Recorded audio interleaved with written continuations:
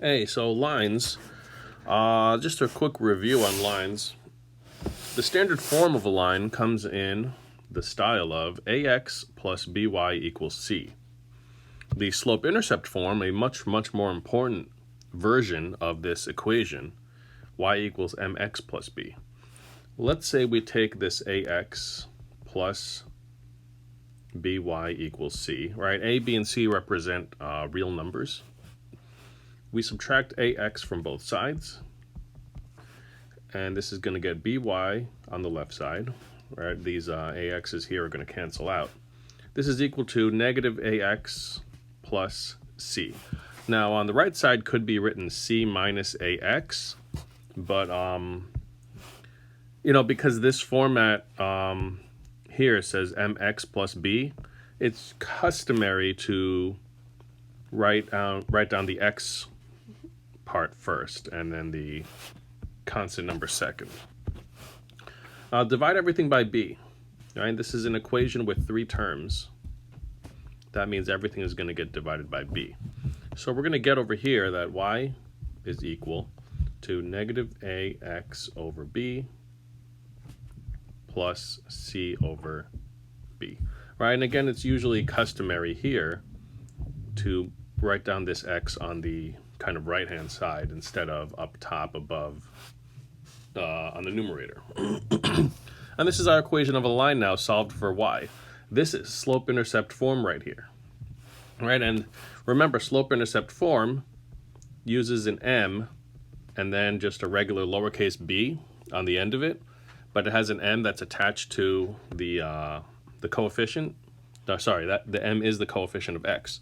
So m, which is here negative a over b, this is called the slope of the line. M is equal to the slope of a line. We'll talk about more what a slope really means later on. And b represents the y-intercept.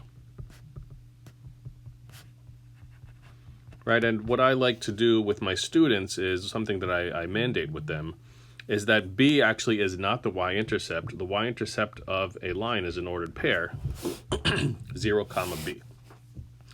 And this is the point of the line where it intersects the y-axis. So first, let's take a look at putting some standard form equations into slope-intercept form.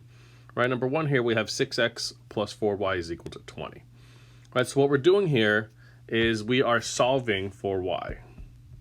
Solve for y.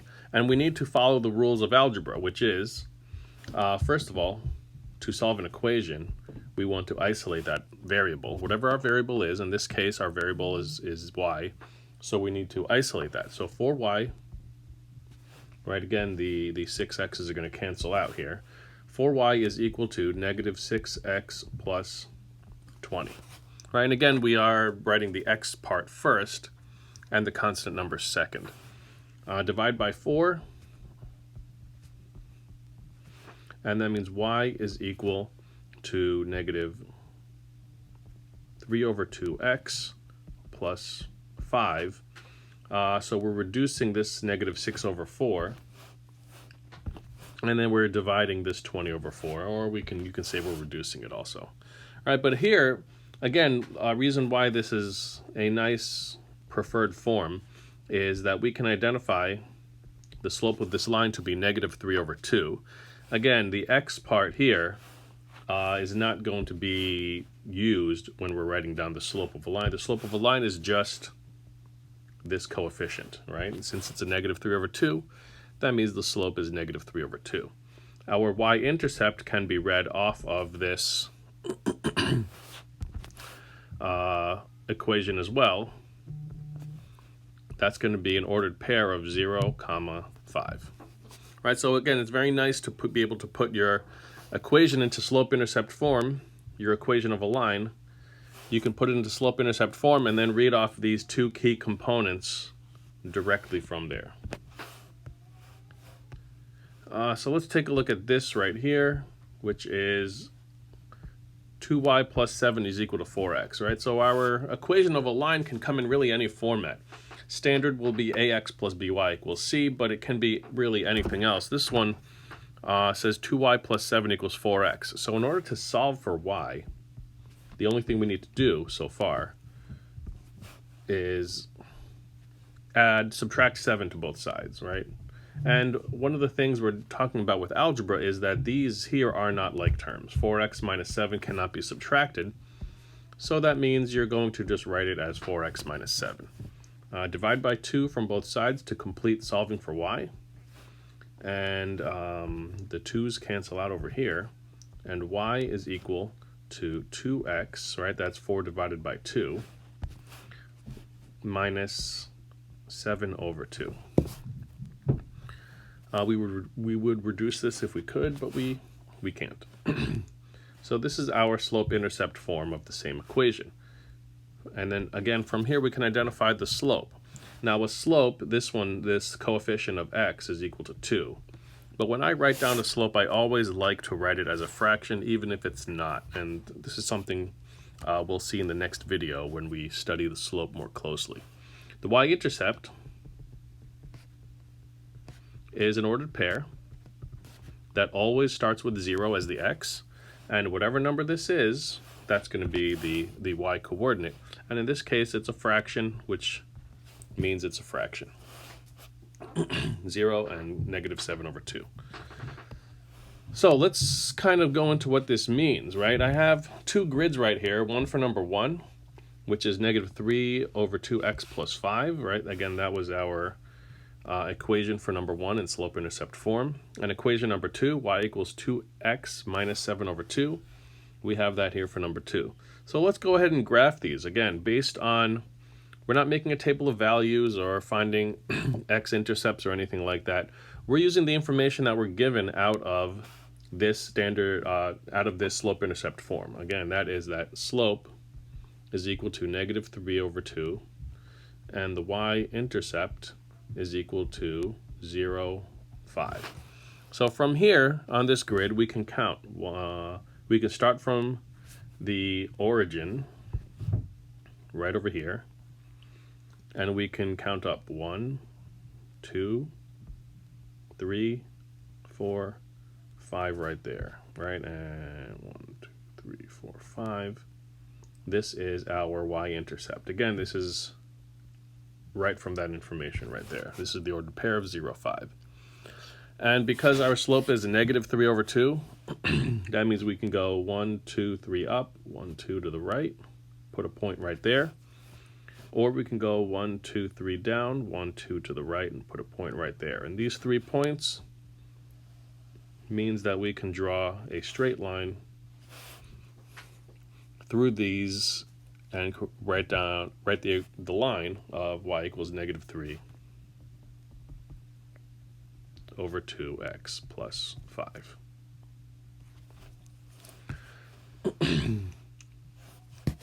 So our next line, m, is equal to 2 over 1.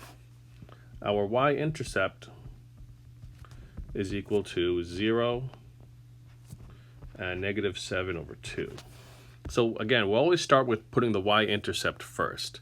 Negative 7 over 2 is a decimal value of negative 3.5. So you think of your x and y axis as a number line. Again, 0 is the origin over here. So that's going to be 1, 2, 3, 4 over here, down below the x-axis. So that means, somewhere midway between negative 3 and negative 4 is the location of negative 3.5. And our slope is equal to 2 over 1. So up 2 and to the right 1 puts us right over there. Again, on the vertical side, still, in this case, in between negative 1, negative 2. Down 2 units, to the left 1. And if you want to do more, you can keep going as long as you have room on your grid. Sometimes you have extra room, sometimes you don't. But 3 points, including the y-intercept, should be enough to draw a straight line and represent your line. So y equals 2x minus 7 over 2. Now, one thing I want to talk about in terms of lines and slope-intercept form is parallel lines. We see line A over here is equal to y equals 3 over 5x plus 7, right? We can identify this slope as a positive 3 over 5. The y-intercept is 0, 7, but that doesn't matter right now when we're talking about parallel lines. If we take equation B and try to solve it for y, to put it in slope-intercept form, 5y equals, this is going to say 3x plus 22. Divide by 5. And when we divide by 5, again, everything gets divided by 5. That's going to get canceled. This is going to get canceled from before. 3 over 5x plus 22 over 5. All right, so we see over here on equation B, it's got a different y-intercept. But what's interesting is that the slopes are the same. So if we were to graph these, they would end up being parallel lines, right? Parallel lines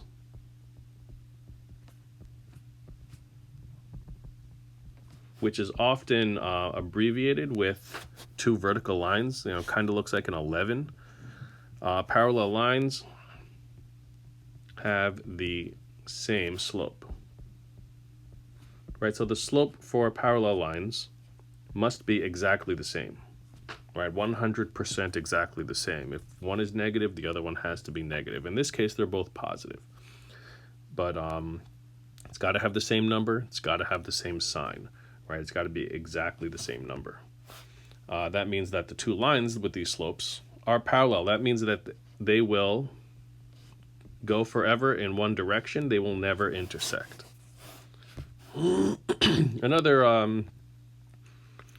Another thing about that you might see is something called perpendicular lines. Perpendicular lines are lines that intersect to form a right angle, right? The shorthand symbol that you will see is kind of an upside down capital T most of the time. So equation A, we can solve for y by subtracting 2x, negative 7y equals negative 2x plus 10. Divide by negative 7, and we're going to get y is equal to a positive 2 over 7x minus 10 over 7, right? A negative over negative is a positive, so that means that this slope is equal to 2 over 7. If we take equation B and do the same thing, first of all, it says 14x plus 16 equals negative 4y. We can rearrange this, which will just kind of put our equation in the format that we like, which is y equals mx plus b, y on the left, everything else on the right. This allows us to identify that we can divide by negative 4.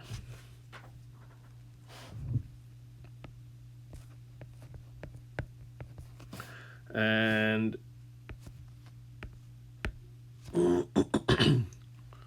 then we can proceed here with y, wrong color, y equals, that's going to say negative 7 over 2, which is 14 over negative 4 reduced, plus or minus 16 divided by negative 4 is going to be a negative 4. So y equals negative 7 over 2x minus 4.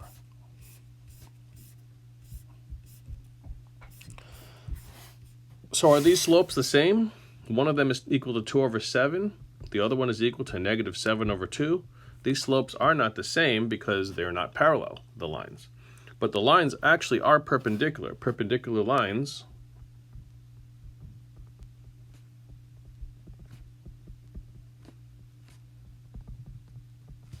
have what's called a negative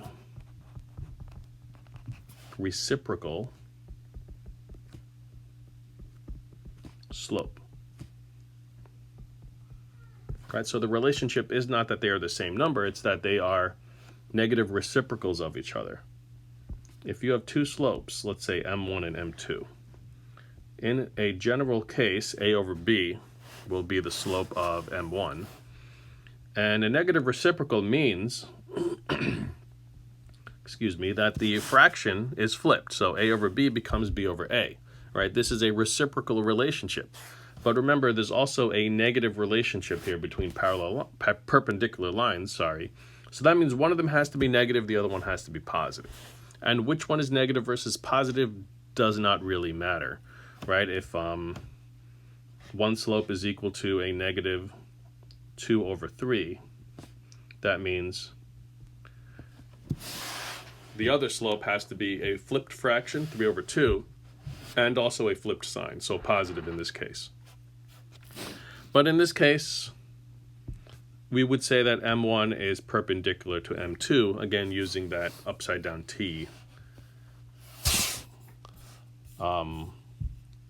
notation.